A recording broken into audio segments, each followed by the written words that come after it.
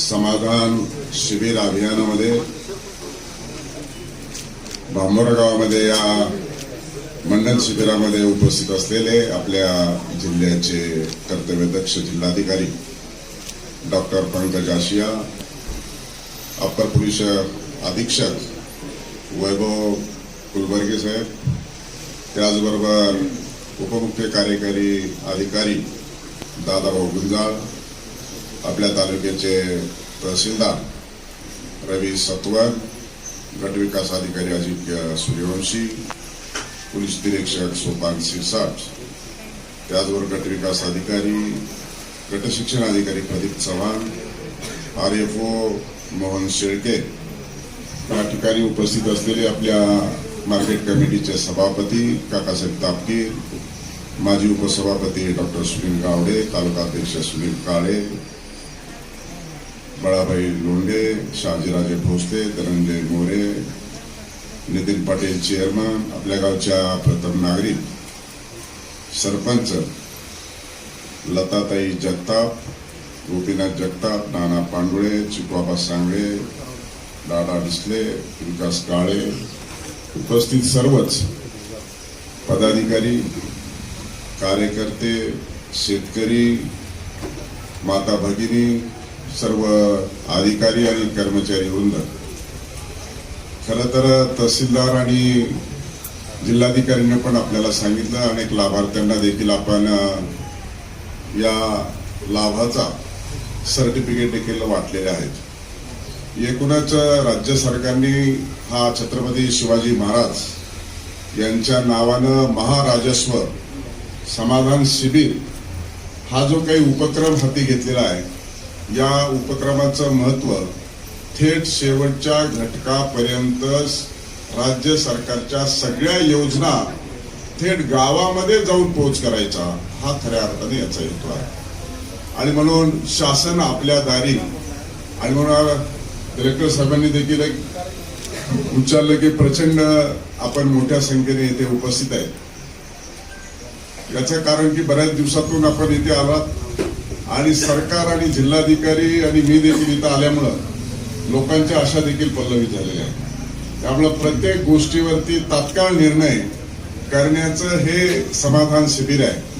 आणि छत्रपती शिवाजी महाराजांच्या नावाने हे शिबिर असल्या कारणानं मला वाटतं की विद्यार्थ्यांना डोमासाईल सर्टिफिकेट असेल, उत्पन्नाचा दाखला असेल, जातीचा दाखला असेल, हे काढण्यासाठी खऱ्या अर्थानं सातत्यानं पाठपुरावा करावा लागतो. ऑफिसला हेल्पटे मारावं लागतात. अधिकारी सांगतात की मी दुसऱ्या मिटिंगला आहे, बाहेर गावी आहे, मला वरिष्ठ अधिकारी बैठकीला बोलवलंय, तुझं काम होणार नाही. त्याच्या समोरचा आणखी प्रश्न असतो की मला जर 2 दिवसात दाखला मिळाला नाही, उत्पन्न मिळालं नाही तर माझं मेरिटमध्ये आलेलं नाव जातं का काय, मग ती आता की कुठून द्यायची, त्याला दाखला कसा मिळायचा, याच्यासाठी सर्व गोष्टीवरती उपाययोजना म्हणून खऱ्या अर्थानं हे शिबिर आयोजन केलेलं आहे. या मंडळातील सर्व मला वाटतं अशा पद्धतीचं शिबिर आयोजन करायचा कार्यक्रम शासनाने जाहीर केलेला आहे.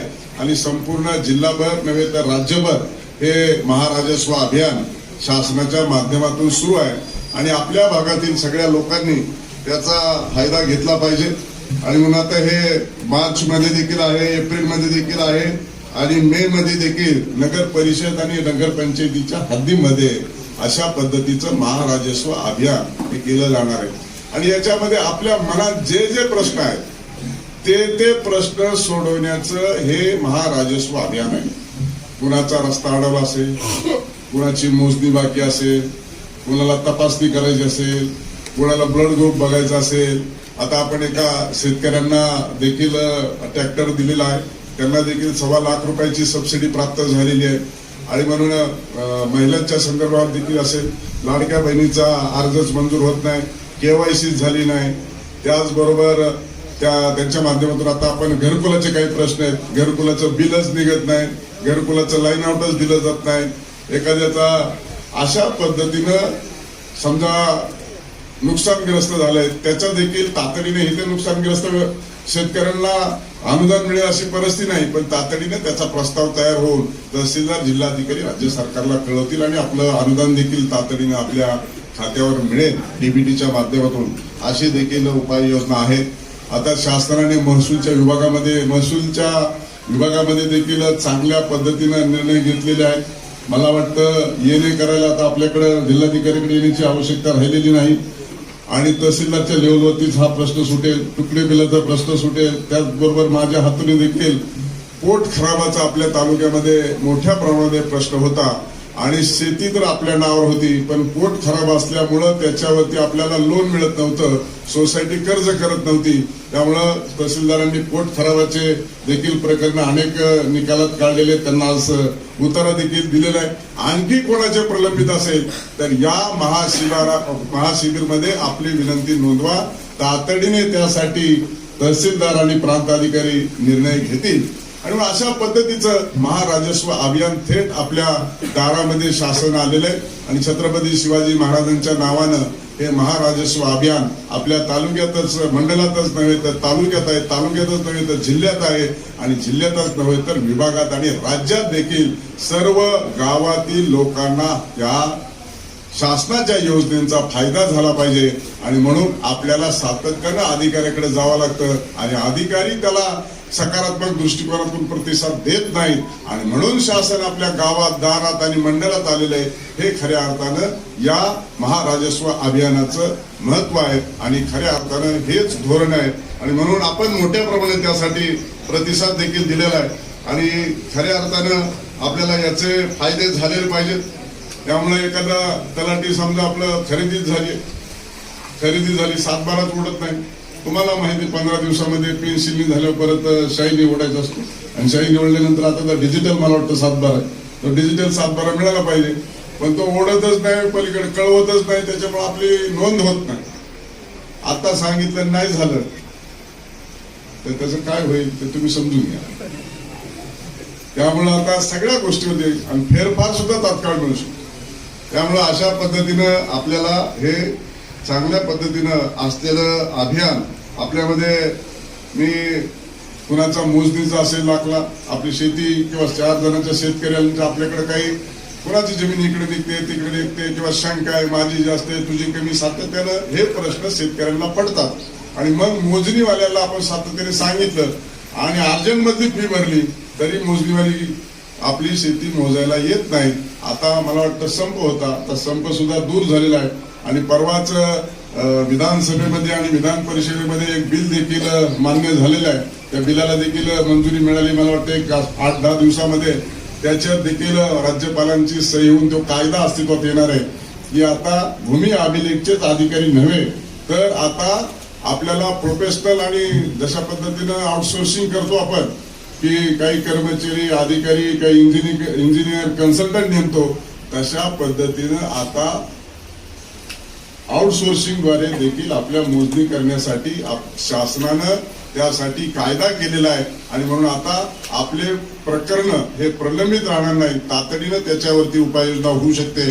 अशा पद्धतीनं देखील काम केलेलं आहे आणि निश्चित स्वरूपामध्ये सर्व गोष्टीवरती उपाययोजना आणि तात्काळ परिणाम करण्याच्या दृष्टिकोनातून हे महाराजस्व अभियान आपल्या थेट दारामध्ये आलेलं आहे आणि आपण देखील मोठ्या प्रमाणात प्रतिसाद दिलेला आहे. मला सर्वांनाच कळकळीची विनंती करायची की आपण या महाराजस्व अभियानाच्या माध्यमातून सर्व लाभार्थींनी आपलं म्हणणं, आपलं निवेदन, आपली विनंती ही दिली पाहिजे आणि त्याच्यावरती तातडीने निकाल आणि निर्णय देण्याची जबाबदारी ही प्रशासनाची आहे आणि जर असं झालं नाही तर त्याची तक्रार केली तर त्याची देखील तक्रार घेण्यासाठी स्वतः जिल्हाधिकारी इथे उपस्थित आहेत.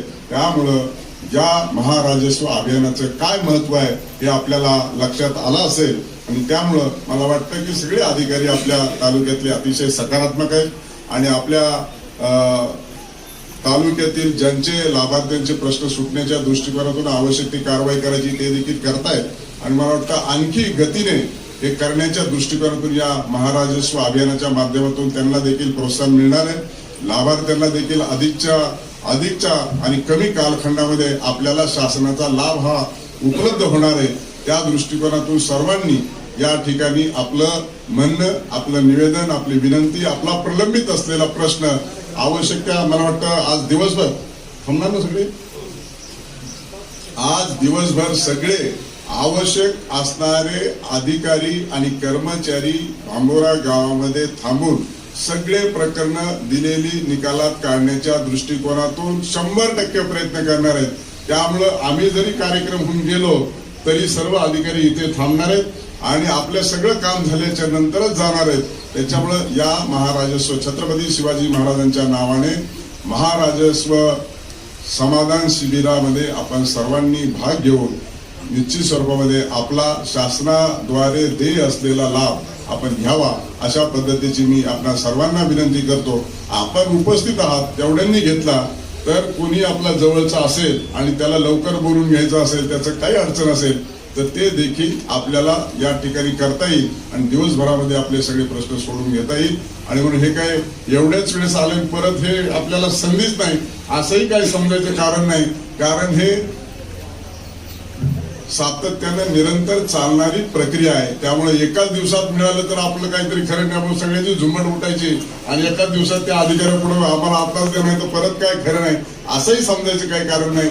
समजा जास्तच गर्दी झाली आणि जर आपले प्रलंबित प्रश्न राहिले तरी ते तातडीने सोडवण्याच्या संदर्भात देखील मी प्रशासनाला सूचना देतो. त्यामुळं घाई गडबड न करता आपल्याला देय असलेला शासनाच्या वतीनं लाभ आपण हा घेतला पाहिजे. त्या दृष्टिकोनातून आपण सर्वांनी प्रयत्न करावे आणि प्रशासनाला देखील सहकार्य करावं अशा पद्धतीची मी आपल्याला विनंती करतो.